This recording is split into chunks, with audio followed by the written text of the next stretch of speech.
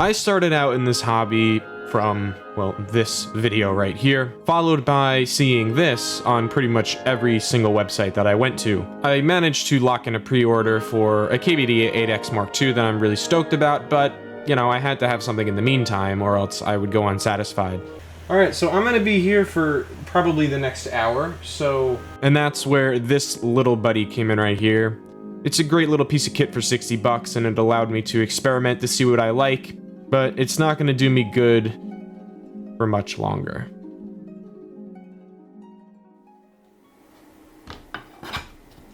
The KBD75V2. A $160 kit that you can purchase on KBD Fans. It is in a 75% layout, which basically just means that the F keys are right on top of the number keys instead of having that spacing, and you get a few extra keys on the side as well. It also has arrow keys. However, you will see that mine don't work, but we get around to fixing that, so it's all good in the end, I suppose. Now, before we start building, I thought I'd give a little bit of information about it. First off, it measures 305mm long by 131mm deep and 35mm tall. It is hinged at a 6.5 degree typing angle, and it weighs about 976 grams, or 2 pounds 2.4 ounces. Now here's a couple reference points. My little 60% GMMK fully built weighs 815 grams. So yeah, the case alone weighs more than my other keyboard. Also, here is it next to a Corsair K70, a full-size keyboard. Now here it is next to a TKL. I don't have a TKL, so I had to get a little creative here, but yeah, you get the idea. Everything you need to build this thing comes in the kit as well. You got your choice of a brass or an aluminum plate, the PCB, the foam, which is an extra add-on for about 10 bucks that I'd recommend getting, and some really crappy stabilizers. I would not recommend using these. Some additional notes are that it has very nice RGB underglow, although it is a little scuffed looking as you can clearly see the screw marks that go right through it, and it's just overall not very well diffused, but you're getting what you pay for here. It's also a tray mount board, so the acoustics aren't going to be the best, but I still think it's better than any other pre-built board you can get for the same price. Does this fall into place, or am I crazy? It does not fall into place. Then what does this go on? No, this has to... Since this is my first keyboard build, instead of commentating and showing you footage like I'm doing right now, I recorded myself talking while I was building the keyboard, so I'm just kinda gonna put that in. But yeah, I hope you are ready for a wild journey, because I sure wasn't.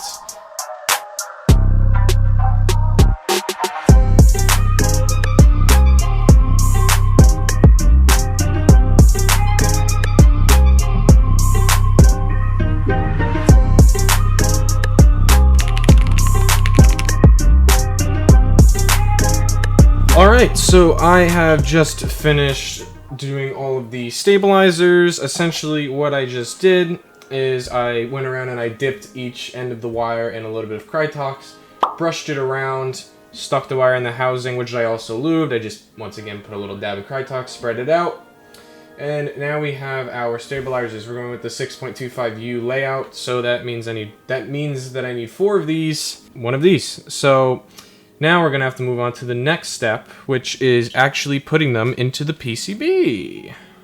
Dude, actually, how do I do this? Okay, so I just essentially have to...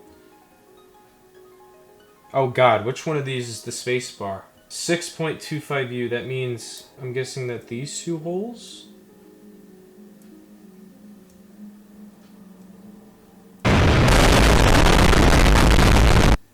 Hello? Alright, I gotta look at the... Okay, so I kind of just used the plate as a guide, and I'm pretty sure it's supposed to go in the spots that I have it in right now. So now I'm gonna attempt anyways. This is not gonna end well. I don't even have a magnetic screwdriver. Ah! Dude, what is... Oh my... I have something going. Okay. One of them's in. I'm like 90% sure that this is how it's supposed to be. Oh my god, I hope so. Let me get a switch. This is actually so cool. Okay, I have an H1. Huh. I legit can't tell. Listen to this. I can't tell if that's the switch that's making that noise or the stabilizer. Wait, no, this isn't even in a hole. Oh, I know why it doesn't sound good, because I completely missed. It's probably entertaining to see a first-timer actually build one of these things, because, like, I don't know what the hell I'm doing. Damn it. Ah! Dude, if this thing works by the end of this, that's all I really care about, is if this thing freaking works. This is, like, the most boring part of the video too, because you guys literally cannot see what I'm doing. And if I put the camera any closer, then I wouldn't be able to see what I'm doing. And then we'd be stuck in an endless loophole where you would just be giving me watch time and I wouldn't be giving you any content. And that's not fair. I don't have a spacebar on my keyboard. Where did my spacebar go? Alright, let's put some switches in now, shall we? Oh god, what a...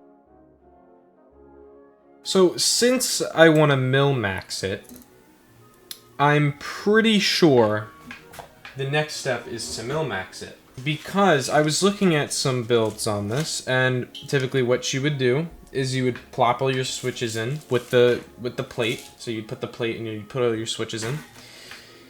Then you would solder it, or solder it, wherever you're from. But yeah, if they're soldered in, I can't put min-maxes in, so I'm assuming...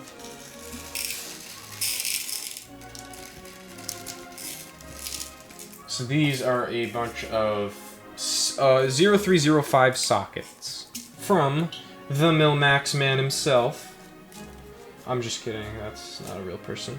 So now I'm gonna have to tweeze every single one of these into here. Back to YouTube.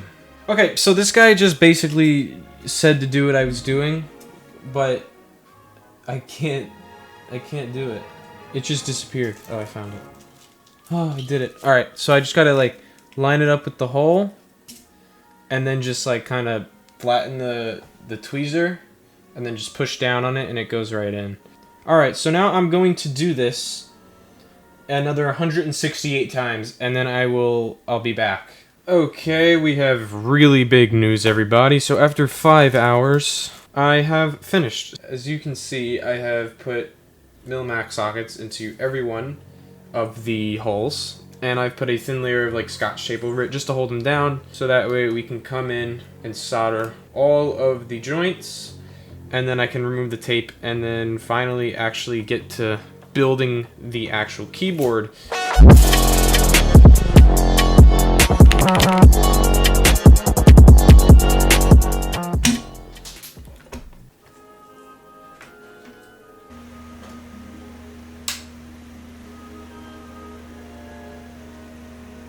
Okay, first time soldering on a keyboard.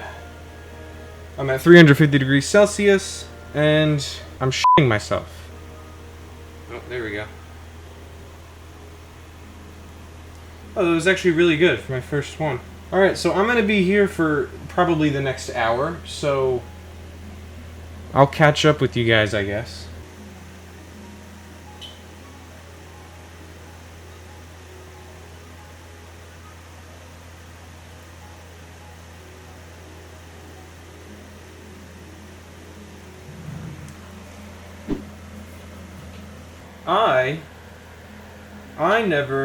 I never put min-max in for my spacebar. Alright, well I'm gonna have to come back to that. And that is that. Every joint I did was like pretty much perfect, and I only got solder in 5 min-max sockets. I took a mental note in my head.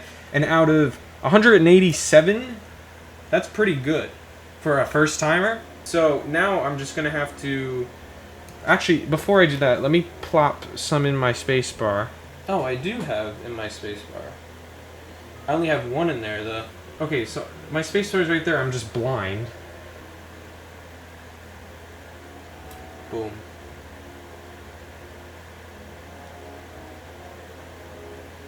Boom. Oh, I got my... Alright, perfect.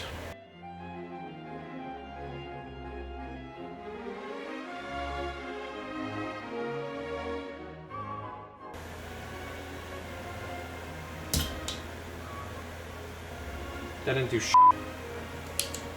How do they do it? Okay, everybody, so I have a huge progress update. So, I have completely finished soldering all of the Milmax sockets into place. I don't know if you can see it down there, but they're all soldered in place. They all work. I have actually a very crazy thing just happened to me. So the spacebar was not actuating. The spacebar was not actuating, so I didn't know what it was. There was nothing that looked wrong with the soldering joint. It just didn't actuate, so I desoldered it. I resoldered it, and it still didn't work. But then after like 5 minutes, it magically worked again. So I don't know what that was all about. But yeah, basically everything's functioning. I also had to desolder 5 of the Milmax sockets because I accidentally got solder inside of them when I was soldering. That was a nightmare, but I made it do. And yeah, that took me all in all about 4 hours just to get all of this soldered into place. So I'm glad it's finally over. And now we can finally move on to the building phase. Alright, so the next step is to, well, put the plate on. And put the switches into the plate, obviously. Here's our plate. It's just, I got an aluminum plate. It was cheaper, and I like the way aluminum sounds over brass. It's a lot lower pitched, and it's not as harsh feeling to type on. So that's what I ended up going with. What switches do I want to put in here first? I guess I will do my H1s. And then I'll take them out and lube them, because these are just stock right now. And I was thinking of doing a stock sound test anyway, so that's what I'm probably going to end up doing. But I do want to use a NovelKeys cream as my spacebar. I like the way it felt in my GMMK. I already kind of messed up the contact on the spacebar, and I don't want to mess it up anymore. Yep, we're golden. So now I'm just going to have to do this, like, what is it, 83 more times? Actually, I don't know if I want to put these in, because they are really hard to take out of an aluminum plate, I just realized. What am I going to put in here? I can't put xylants in here because they don't fit. And I don't want to mess these up, and I don't want gat yellows either. God damn it, what am I going to put in here? Damn, they still leaf blowing? Damn, you've been out here for 6 hours. Cats are a 50-50, man. Like, they can be chill, but they're kind of boring. Like, if you get a chill cat, like, what's the point? Or you can get a son of a bitch cat that just hides and hisses at you. I got $99. Alright, so look at that. Just like that, we've popped all of these switches in. They are unfilmed and unlubed, completely stock H1s. I'm going to break them in for a bit, record a couple sound tests. Then I'm going to have to take all of these out and film them, and then I'm going to have to take all them out again and lube and film them. Anyways, let's just set this aside for one moment here and get the thing we've all been waiting for, our case. Man, this thing's nice. So I don't actually, I have no clue. No clue what I'm doing here. Let's grab a screwdriver. I already did that. Well, it looks like that the screws are already pre-uninstalled, which is kind of cool, I guess. So then we can get our little screw bag that came. Where are me screws? You know what? I don't need. Who needs vitamins? I'll put them in this dish. Oh, okay. So that's how you take the top case off. And this is a piece of acrylic. So I'm pretty sure I have to peel this. How though? Am I just an idiot? What? What do you mean?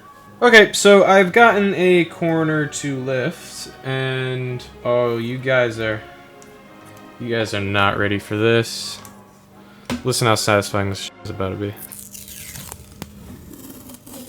Oh, I'm just okay, I am super happy right now. So what actually happened was my spacebar was not actuating at first when I first soldered these Milmaxes in. I had no clue why. Figured I just did the soldering job incorrectly, and I desoldered the switch or the Milmax socket. So I pulled it out, popped it back in, and I ripped the trace right off. Or I didn't rip it off. I uprooted it out of the PCB, and it still worked. But like for whatever reason, when I put the switch in, it just decided to cut itself and didn't work.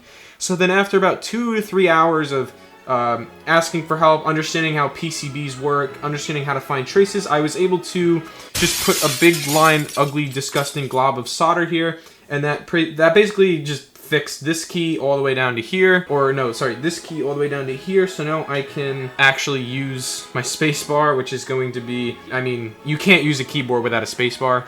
So yeah, now let's actually get to mounting it inside our case here. Yeah, spoiler alert, this is what the finished product looks like. It's not a Mil-Max board anymore, it's just soldered because I had no idea what I was doing. So yeah, I broke the other PCB. It still kind of works, but a few keys don't work. All of these, so no arrow keys. Basically just using a 60% with modifiers. Wasn't happy with it. So yeah, I picked up a new PCB. I did it properly this time, and called it a day. So here's that part of the video.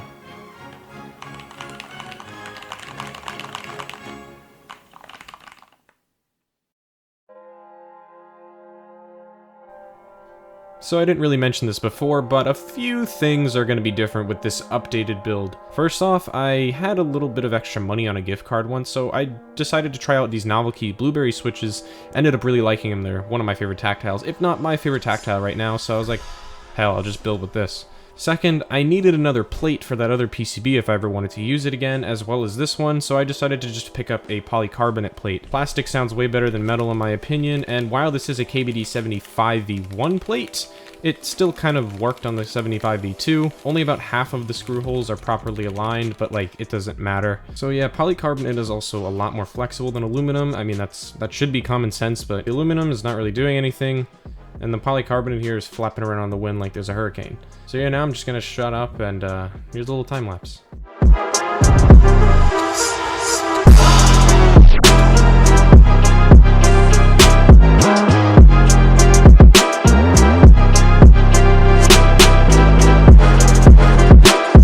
Oh yeah, and I have a fume extractor this time.